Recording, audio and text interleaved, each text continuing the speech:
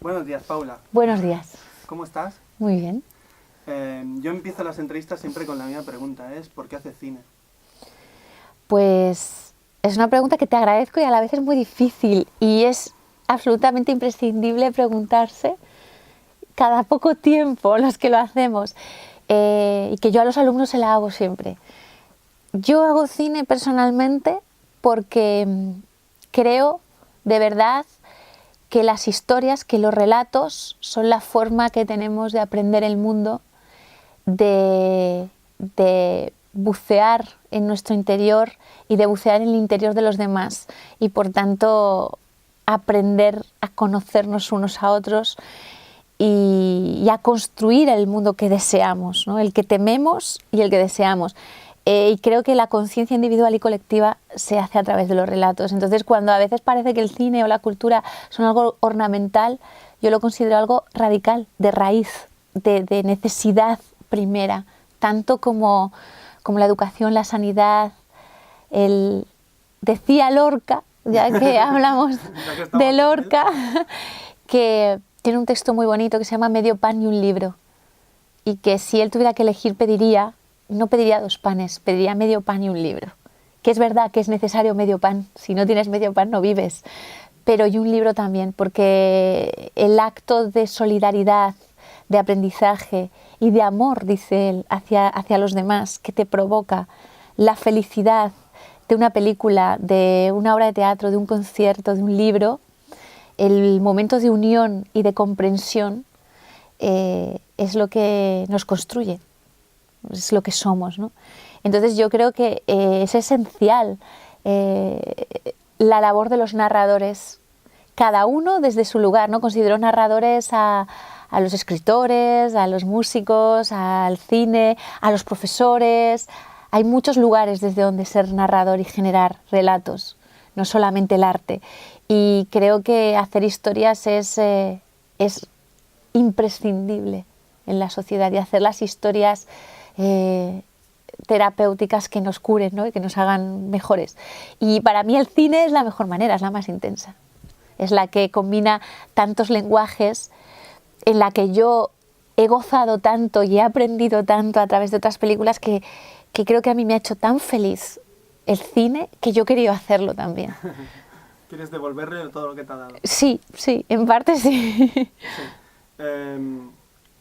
La pregunta es obvia, ¿no? ¿Por qué Lorca? Porque en tu primera película, En tu ventana la mía, hecha de 3 historias, había una de ellas, la que ocurre en el desierto, que ya era muy lorquiana esa historia, era muy lorquiana. Y la luz es muy parecida a la novia, la luz que aparecía. Pero después, en otro de los capítulos, en el que ocurre en el invernadero con Leticia y Carlos, que en paz descanse, vuelves a esa forma que tiene la novia en su interior. ¿Qué cosas, por qué bodas de sangre? Bueno, pues por algo que tú estás diciendo ahora muy íntimo, que es que realmente yo he leído a Lorca desde que era muy niña, sus poemas, y leí Bodas de sangre de adolescente, y no sé qué fue antes, ¿no? Porque a mí me provocó una conmoción muy fuerte, y hay algo que conecta visceralmente y primitivamente con el mundo lorquiano, con su poética, con su manera de entender el mundo, y que probablemente por quererle leer más y más y más, yo fui construyéndome con esa ética y esa estética lorquiana, ¿no? Y a mí me atrae poderosamente como le atrae a tanta gente, ¿no?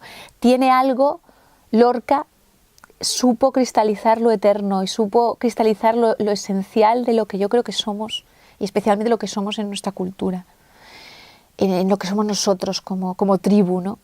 Y ya no quiero hablar ni de países, ni no sé exacto, porque parece que Lorca, como él decía, que no era andaluz, es un andaluz universal, es de esa tribu, ¿no? De esa sensibilidad. Y Lorca a mí me ha enseñado a mirar. Luego he aprendido, muchas veces lo digo, que Leonard Cohen, él decía que su voz poética se la debe a Lorca, y que él le enseñó a trabajar en los estrictos márgenes de la dignidad y la belleza. ¡Ay, qué bonito! Y es algo que yo cuando lo leí también digo, eso es lo que yo quiero hacer, ¿no? Y entonces, claro, hay algo muy íntimo y personal que es pasional de querer hacer a Lorca, y Bodas de Sangre, que es lo primero que leí, lo que primero me conmocionó, y es probablemente su obra más esencial, más abstracta, más situada en un mundo entre lo real y lo irreal. Y eso me atrae mucho a mí personalmente. Pero a la vez creo que Lorca hoy es una figura imprescindible. Su lucidez, su actitud creativa, su libertad, la manera de pensar y de construir el arte y la cultura que tenía Lorca, que tenía su generación, que heredaron y aprendieron de la Institución Libre de Enseñanza, a día de hoy creo que es imprescindible recuperarles, porque además estamos viviendo momentos de una sensibilidad lorquiana, de una sensibilidad muy parecida a la que de cruce, de cambio, de derrumbes y reconstrucciones que nos lanzan a las preguntas individuales y colectivas, ¿no? De quiénes somos y cómo queremos vivir y cómo vivir ese dolor, o cómo vivir el amor, o cómo vivir muchas cosas que Lorca supo dibujarlo muy bien. Entonces creo que cuando me preguntan por qué Lorca, siempre digo, ¿por qué no? ¿Por qué no vamos a hacer a Lorca? Cuando en España somos más reticentes además a coger esos textos, parece que están sacralizados, que son intocables, que pertenecen a una esfera intelectual, académica, y cuando son profundamente vitales esos textos. O sea, si sobreviven al tiempo, y si Lorca lo comprende un niño, un abuelo, una abuela o alguien que está en Suecia, es porque tiene algo vital. Entonces, ¿por qué no? Cuando nadie pregunta en Inglaterra, bueno, igual sí, pero yo creo que no, nadie pregunta por qué Shakespeare, ¿no? Otra vez dices, no tienen miedo a hacer Shakespeare en un sótano de tu barrio. Y nosotros vas a hacer a Lorca, vas a hacer una propuesta sobre Lorca, y ya hay miedo o reticencia sobre cómo lo vas a hacer, qué vas a hacer, por qué. ¿Por qué no? Sí. Es nuestro caudal.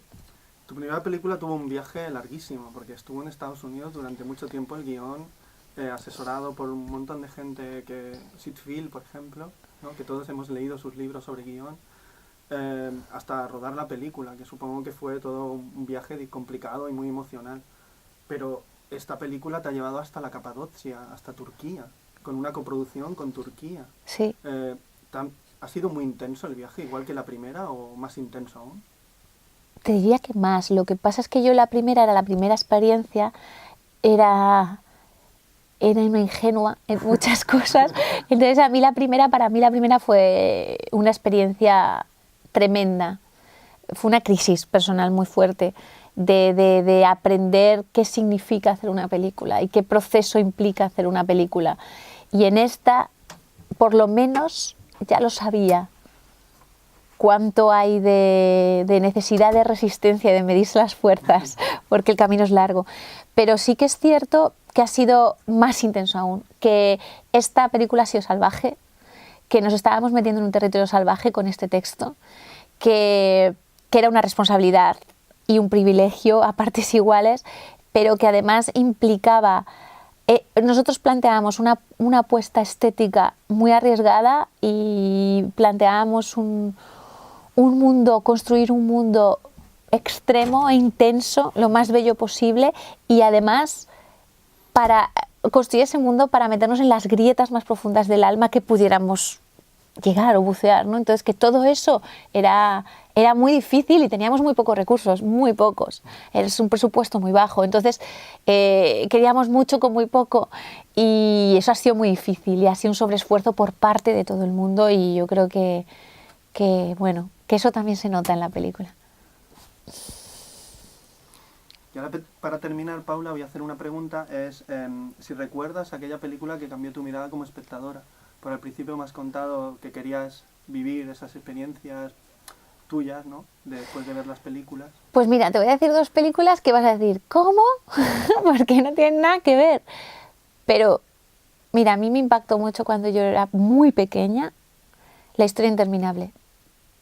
Porque yo quería ir en un dragón blanco. O sea, aquello fue... Pero brutalmente intenso para mí. Me la creí. O sea, la felicidad que me provocó aquella película, que vi muchas veces, fue muy fuerte. Y un poco más mayor ya, te hablo de 14 o 15 años, vi Ordet, de Dreyer. Y me dejó también, o sea, fíjate que no tiene nada que ver, que es una película árida, ética, de ese estoicismo de Dreyer, ¿no? Y todavía, no creo que la entendiese bien yo, Dreyer a los 14 años, pero hubo algo de esa órbita ética en la que te mete que a mí también me dejó, o sea, yo creo que te deja de decir, eso es lo que también puede hacer una película. Él te puede llevar a meter por esos recovecos del alma o de la reflexión, ¿no? Y a mí me impactó muchísimo también Ordet, pero mucho. Y dices, fíjate, ¿no? En tu película también la muerte y la vida se mezclan, ¿no?